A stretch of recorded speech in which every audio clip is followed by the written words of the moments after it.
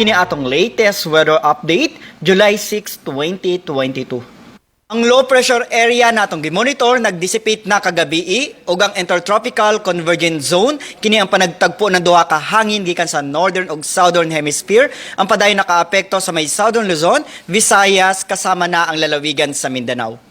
Ang tibuok Visayas, Palawan kasamang Kalayaan Islands ug ang Occidental Mindoro makasinati na medyo mapanganuron ngadto na sa madag-umon na kalangitan ug naay mga pag-uwan ug kini mga pagpanugdog ug kilat. Magdala kini usahay kusog na mga pag-ulan na posible ang mga flash floods or landslides ilabi na sa mga vulnerable areas. Padayon ta mag-monitor sa ta mag-i-issue ng mga thunderstorm or rainfall advisories kasama ng heavy rainfall warnings.